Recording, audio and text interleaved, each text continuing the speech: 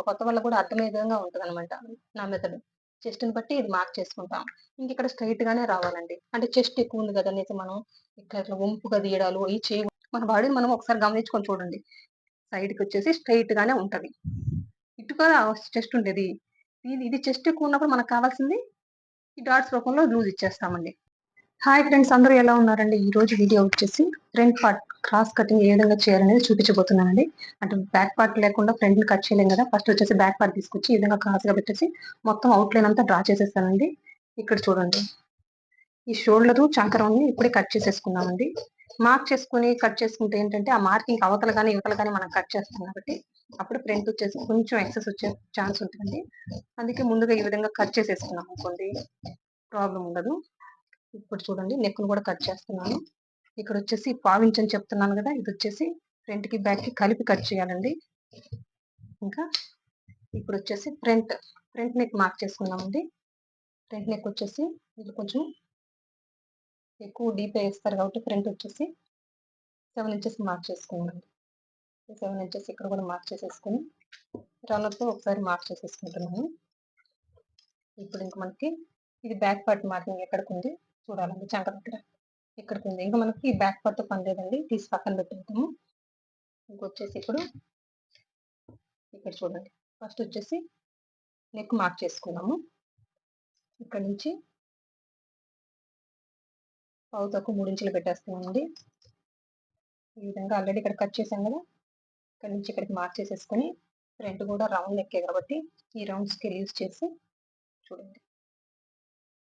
ఈ విధంగా రౌండ్ చేపిచ్చేసామండి. ఇది అయిపోయింది కదా! ఇది వచ్చేసి బ్యాక్ పార్ట్ మార్కింగ్ అండి. చంక మార్కింగ్ కూడా చేసేసుకున్నాము. మొత్తం మార్కింగ్ చేసిన తర్వాత మళ్ళీ ఎక్స్‌ప్లెయిన్ చేస్తానండి. చూస్తూ ఉండండి చివరి వరకు. ఇప్పుడొచ్చేసి ఇది డీప్ నెక్ అవుతాయి కాబట్టి ఒక హాఫ్ ఇంచ్ అండి. హాఫ్ ఇంచ్‌కి ఈ విధంగా మార్క్ చేసేసుకుంటున్నాను. చూడండి. ఈ విధంగా మార్క్ చేసేసుకొని ఇది కట్ చేసేస్తామన్నమాట. ఇంకిప్పుడు ఈ కొలతకి ఫ్రంట్ ఎంత పెట్టాలి? ఫ్రంట్ వచ్చేసి 13 ½ పెడుతున్నానండి. వీళ్ళకొచ్చేసి నడుముకి, అప్పర్ చెస్ట్‌కొచ్చేసి 3 ఇంచెసే డిఫరెన్స్ ఉంది. అందుకని ఇంకా గనక వీళ్ళకి చెస్ట్ గనక ఎక్కువుంటే ఇప్పుడు 14 కూడా పెట్టుకోవాల్సొస్తదండి. లేదు ఇంకా తక్కువుంటే 13 వరకు చాలు అంతేనండి. అంటే చెస్ట్‌ని బట్టి ఉంటదండి. ప్లస్ హైట్‌ని బట్టి కూడా ఉంటదనమాట. ఈ ఫ్రంట్ పార్ట్ పొడవనేది హైట్‌ని బట్టి, చెస్ట్‌ని బట్టి మారుతుంటదండి. ఇప్పుడు కొంతమందికొచ్చేసి చెస్ట్ ఎక్కువుంటే తనకొచ్చేసి ఇప్పుడొచ్చేసి 13 ½ సరిపోద్ది. వీళ్ళకి ఎక్కువ డిఫరెన్స్ ఉందనుకోండండి ఈ చెస్ట్. అప్పుడు 14 కూడా పెట్టుకోవాల్సొస్తదండి. ఇవి చిన్న చిన్న టిప్స్. ఇవన్నీ గూడాను పోను పోను మీకే అర్థమవుతాయి. చూడండి. 13 ½ ఉంది గదా! ఈ విధంగా మొత్తం బ్యాక్ పార్ట్ మార్కింగ్ మీద మొత్తం కలిపే విధంగా ఒక లైన్ అయితే డ్రా చేయండి. ఇక్కడి నుంచి 1.5 ఇంచు వరకు పెట్టుకోవచ్చు. ఇక్కడ చూద్దాం పైనుంచి ఎంతొచ్చిందో. 5 ½ వచ్చిందండి. మీ ఇష్టమండి. కింద నుంచి 1.5 పెడతారా, 1.15 వరకు పెడతారా అనేది మీ చాయిస్. దీనివల్ల పెద్ద ప్రాబ్లమ్ ఏమి ఉండదు. కానీ 1.5 మార్క్ చేసేసాను. ఇప్పుడొచ్చేసి ఇక్కడ చూడండి. ఇది బ్యాక్ పార్ట్ మార్కింగ్ కదా! ఇక్కడి నుంచి ఇక్కడికి 2.5 మార్క్ చేసుకుంటున్నాను. వీళ్ళకి చెస్ట్ ఎక్కువే కాబట్టి పావు తక్కువ 3 ఇంచులకి మార్క్ చేసుకున్నానండి. ఈ మెయిన్ డాట్‌ని ఇటువైపుకి వచ్చేసరికి ఇక్కడ నుంచి 1 ఇంచ్ పైకి మార్క్ చేసేసుకుంటున్నాను. పైకి మార్క్ చేసుకొని ఈ విధంగా క్రాస్‌గా ఒక లైన్ డ్రా చేస్తున్నానండి. ఓకేనా? ఇక్కడికుంది కదా! ఈ 1.5 మార్కింగ్ ఇక్కడికి గూడా ఈ విధంగా మార్క్ చేసేసాను. ఓకేనా? ఇంతవరకు క్లియర్‌గా ఉంది కదా! నా ఫార్ములా ఏంటంటే ఇక్కడి నుంచి ఒక హాఫ్ ఇంచ్ యువతలకి బ్యాక్ పార్ట్ కంటే యువతలకి ఒక హాఫ్ ఇంచ్ మార్క్ చేసుకుంటామండి. ఇది చెస్ట్‌ని బట్టి మారుతుంటదండి. వీళ్ళకసలు చెస్ట్ చాలా తక్కువుంటుంటే ఈ బ్యాక్ పార్ట్ మార్కింగే సరిపోద్దనమాట. వీళ్ళకి చెస్ట్ ఎక్కువుంది, ఇంకా ఎక్కువుందంటే 3/4 ఇంచ్ కూడా పెట్టుకోవచ్చు. దానివల్ల ప్రాబ్లమ్ ఏమి లేదు. ఇక్కడ స్టార్టింగ్ హుక్స్ దగ్గరొచ్చేసి ఒక పావించ్ అండి. పావించ్ ఆ విధంగా లోపలికి మార్క్ చేసుకొని, ఈ విధంగా క్రాస్‌గా ఒక లైన్ డ్రా చేస్తాం. ఈ స్టార్టింగ్ దగ్గరొచ్చేసి ఈ పావించి తీయడం వల్ల, ఇక్కడ కూడా స్టార్టింగ్ హుక్స్ పట్టుకొని ఉండడం వల్ల, లూజ్ లేకుండా పట్టుకొని ఉండడం వల్ల షోల్డర్స్ జారవండి. ఈ పావించి తీయడం వల్ల కూడా షోల్డర్స్ జారవు. అందుకోసం ఈ రెండండి. ఎవరైనా కంప్లెయింట్ చెప్తున్నా ఇటు కట్ చేసినా కూడా అంటే, ఇక్కడ పావించి ప్లేస్‌లో హాఫ్ ఇంచ్ కూడా తీయొచ్చు. ప్రాబ్లమ్ ఏమి ఉండదు. ఓకేనా? ఇంకెవరైనా గూడాను ఇక్కడ పావించి తీసిన స్టార్టింగ్ హుక్స్ నాకు లూజ్ ఉంది అన్న వాళ్ళకొచ్చేసి పావించి ప్లేస్‌లో హాఫ్ ఇంచ్ కూడా తీయొచ్చండి. దీనివల్ల కూడా ఏ విధమైన ప్రాబ్లమ్ లేదు. ఇంక ఈ రౌండ్ అనేది ఇక్కడ ఈ రౌండ్ పెంచడం వల్ల లూజ్ వస్తదంటే ఆ డౌట్‌లేమి పడలేదండి. ఈ రౌండ్ పెంచడం వల్ల ఇక్కడేం లూజ్ రాదు. ఇంకా పర్ఫెక్ట్ షేప్ బాగుంటుందండి ఫ్రంట్ వైపు. అందుకోసమే ఇక్కడ వచ్చేసి కావాలన్న వాళ్ళకి వచ్చేసి ఇంకా ఫ్రాడ్ కూడా తీయొచ్చు. అది కస్టమర్ ఇష్టాన్ని బట్టి పోతాం మనం. ఇంక ఇక్కడికి వచ్చేసరికి మెయిన్ పాయింట్ మనకి ఎంత అండి నడుము కొలత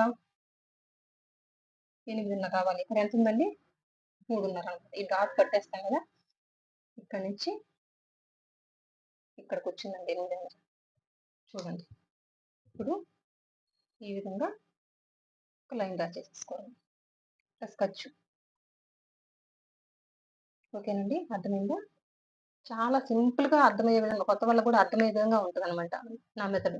చెస్ట్ ని బట్టి ఇది మార్క్ చేసుకుంటాం. ఇంక ఇక్కడ స్ట్రైట్ గానే రావాలండి. అంటే చెస్ట్ ఎక్కువ ఉంది కదా అనేసి మనం ఇక్కడ ఇట్లా వంపుగా తీయడాలు ఇవి చేయకూడదండి. ఎందుకంటే మనకు చెస్ట్ అనేది ఇటు ఇటు కూడా ముందుకుంటది, సైడ్ అనేది స్ట్రైట్ గానే ఉంటది. ఓకేనా, లాజికల్ గా ఆలోచించండి. సైడ్ అనేది స్ట్రైట్ గానే ఉండాలండి. ఇక్కడ చెస్ట్ ఎక్కువ ఉంటే దానికి కావాల్సిన లూజ్ అనేది మనం డాట్స్ రూపంలో ఇవ్వాలండి. ఇక్కడ వేసే డాట్, ఇక్కడ వేసే డాట్, ఇక్కడ వేసే డాట్. మెయిన్ చెస్ట్ కావాల్సిన లూజ్ ఇవ్వాల్సింది ఈ డాట్ రూపంలో ఇస్తామండి. ఓకేనా, అంతేగాని సైడ్ కొంచెం ఈ విధంగా కొంచెం కరువు తీసేద్దాము, చెస్ట్ ఎక్కువ ఉంది కదా వీళ్ళకని. అంటే కొంతమంది కుట్టు కూడా చూడండి, ఇటు నుంచి వచ్చి ఇట్లా గలపడాలు ఇట్లా ఉంటాయి. ఇదంతా రాంగ్. వాళ్ళు కటింగ్ లోనే పొరపాటు ఉందన్నమాట. ఓకేనా, మనకు చెస్ట్ ఎక్కువ ఉన్నప్పుడు దీనికి కావాల్సిన లూజ్ ఇవ్వాలంటే మనం డాట్స్ రూపంలో ఇవ్వాలి. ఇది మెయిన్ గుర్తుపెట్టుకోండి. ఇంకా ఇది ఎప్పుడైనా డౌట్ వచ్చిందా, స్ట్రైట్ స్ట్రైట్ అని అంటున్నాను. ఇది వచ్చేసి స్ట్రైట్ గానే ఉండాలి, అవునా కదా? మన బాడీని మనం ఒకసారి గమనించుకొని చూడండి. సైడ్ కి వచ్చేసి స్ట్రైట్ గానే ఉంటది, ఇటుగా చెస్ట్ ఉండేది. ఇది చెస్ట్ ఎక్కువ ఉన్నప్పుడు మనకు కావాల్సింది ఈ డాట్స్ రూపంలో లూజ్ ఇచ్చేస్తామండి. తక్కువ ఉందనుకోండి తక్కువ డాట్ పడతాము, ఎక్కువ ఉంటే ఇంకా 3 ఇంచెస్ కూడా పడతాము. దానివల్ల ప్రాబ్లం ఏమి ఉండదు అనమాట. అంటే చాలా సింపుల్ అండి. అంటే ప్రతి ఒక్కరు కూడా అర్థం అవ్వాలని నేను ఇట్లా చెప్తున్నానండి. ఇప్పుడు వచ్చేసరికి నాతో మార్క్ చేసుకుంటున్నాను. మెయిన్ డాట్ సైడ్ కుట్టుబడే దగ్గర, ఇంకెక్కడే కుట్టుపడుతుందండి. ఇదే షేప్ పట్టి అనుకోండి, షేప్ పట్టిని జాయిన్ చేసేటప్పుడు ఇక్కడికి స్ట్రైట్ గా కింద షేప్ పట్టి కూడా మార్క్ చేసుకొని, కొంచెం ఎక్సెస్ వచ్చుంటే ఈ కొంచెం పార్ట్ ని షేప్ పట్టి కట్ చేసుకుంటే, నా స్టిచ్చింగ్ వీడియో చూస్తే మీకు అర్థమవుతుందండి. మీరు చూస్తున్నారో లేదో తెలియదు కదా, అందుకనేసి ప్రతి ఒక్క వీడియో ఈ వీడియో చూడంగానే కొత్త వాళ్ళైనా బ్యాక్ వీడియోలు చూడకుండానే వాళ్ళకంతటి వాళ్ళు కుట్టుకోవాలన్న ఉద్దేశంతోనేనండి ఇంత క్లియర్ గా ప్రతిదీ ఎక్స్ప్లెయిన్ చేస్తున్నాను. ఓకేనండి, ఇప్పుడు మార్క్ చేసుకున్నట్టుగా కట్ చేసేద్దాం.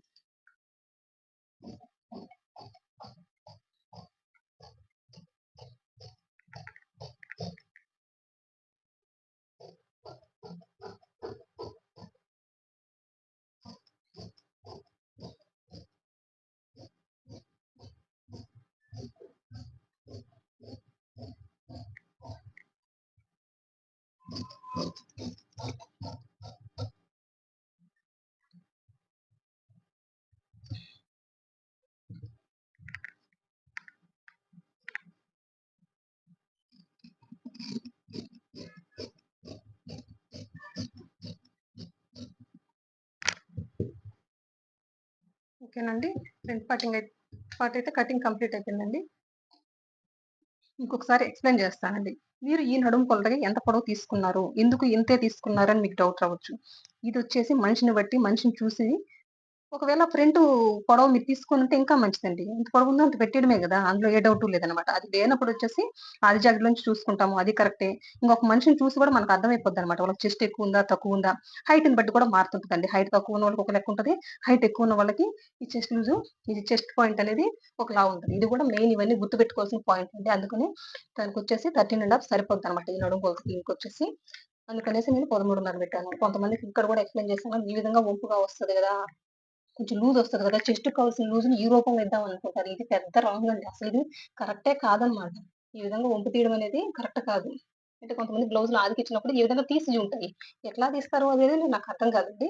ఈ విధంగా వచ్చుంటది కుట్టు. స్ట్రెయిట్‌గా లేకుండా ఇట్లా వంపు తిరిగి ఉంటది. ఇది ఏ విధంగా కరెక్ట్ అనేది మీరే ఆలోచించుకోండి.